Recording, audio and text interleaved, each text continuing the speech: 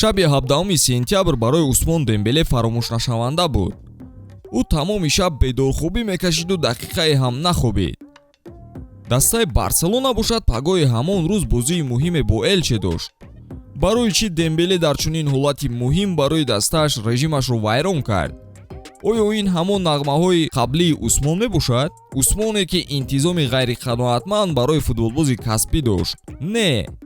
дар асл ин ҳама чиз мухлисони футболро ҳайратзада кард. Усмон Дембеле вазифаи нав гирифт, яъне падар шуд. касе инро мунтазир набуд ба фикрам. мо фаҳмидем ки ҳамлагари 25-солаи фаронсавӣ бештар сабукфикр аст, вале чанде пеш ӯ тамоман одами ҷиддӣ шуд. имрӯз мо оиди чӣ хел як шахси начандон ҷиддӣ ба варзишгари касбӣ ва масъулиятнок табдил ёфтанашро мегӯем. лайкро зер карда тамошоро идома диҳед. лигаи чемпионҳо қадам ба қадам бозиҳои марҳилаи гурӯҳӣ шиддати тезро гирифта истодааст. хави бо ҳайати захиравӣ ба шаҳри Милан сафар кард. Интер низ бозингарони калидиашро дар ихтиёр надорад. ду дастаи ошно имрӯз ба хотири ғалаба ва 3 имтиёз ба даст овардан вориди майдон мешаванд. дӯстдорони футбол метавонанд аз хизматрасониҳои шарики мо 1x истифода бурда тамошои бозиро боз ҳам шавқовартар созанд. дар 1x регистратсия осон ва пардохт аз тамоми гӯшаи канори дунё, вале аз ин ҳам муҳимтар бонус $200 бо промокоди TouchFood. силкаи зарурӣ дар комментария. ба ҳама муваффақият.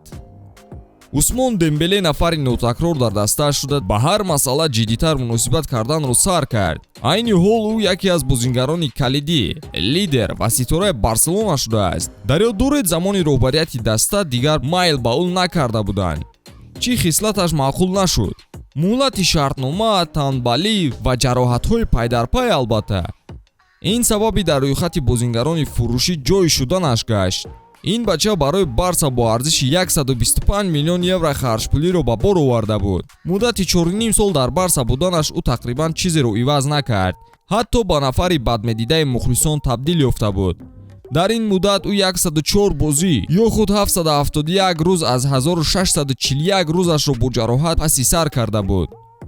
ин тақрибан ними вақти дар Барса буданаш буд. осебҳояш пайҳам мешуданду якчанд бор ҷарроҳӣ низ аз сар гузаронида буд. баъзеҳо дар он фикр буданд ки Усмон беҳтараш аз футболи касбӣ равад.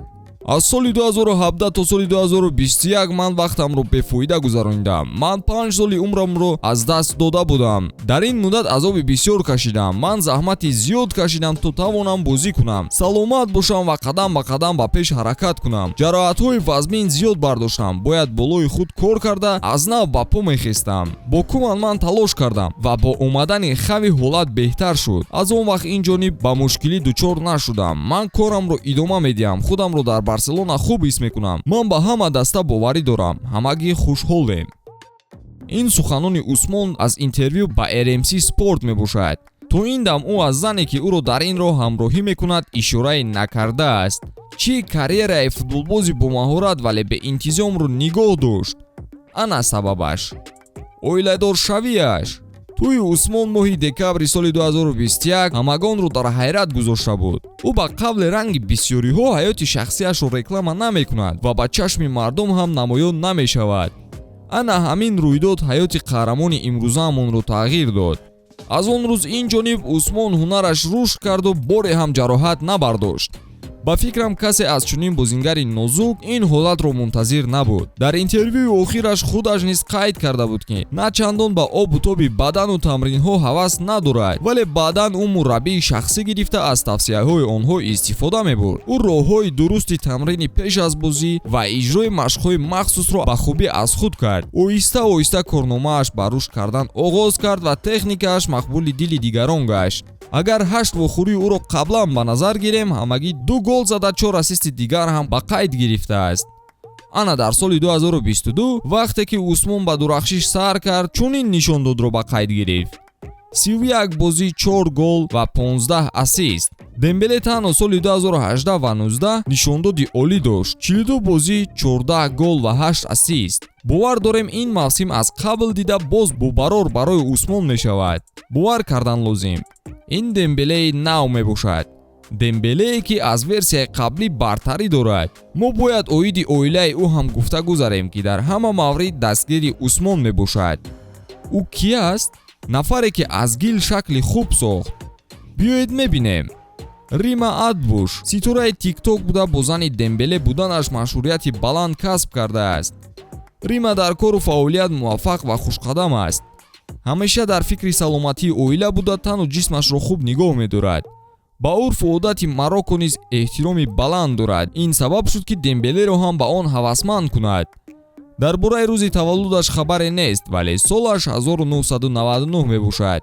ӯ дар кишвари Марокко ба дунё омадааст. оилаи Рима дар вақти кӯдакиаш ба Фаронса кӯч бастаанд. ӯ дар мактаби фаронсавӣ хонда, ҳоло бошад дар донишгоҳи ин кишвар таҳсилро идома дода истодааст.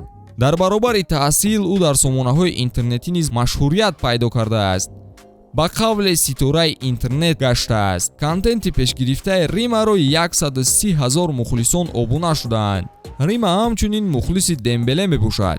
вай тез-тез ба варзишгоҳ рафта ҳамсари худро дастгирӣ мекунад. ғалаба ё мағлубият барои онҳо таъсири бад намерасонад. Усмон Дембеле ва Рима Адбуш аллакай чанд вақт шуд оиладоранд ва чӣ хеле қайд кардем, онҳо ҳаёти худро аз чашми дигарон дур нигоҳ медоранд. онҳо аз ҳамон лаҳзаи аввали ошноияшон меҳр пайдо карда ҳаёти якдигарро тағйир доданд. Усмон низ айни ҳол шахси масъулиятнок ва аз ин ҳам муҳимтар падар низ ҳаст. ана ин аввалин аксе ки ҳамсари Усмон пост карда буд. ҳоло Усмон вазифаи бештарро ба дошт гирифтааст ки ин маънояш дигар ягон бозиҳои шабона сайру гашт бо дӯстон набояд бошад.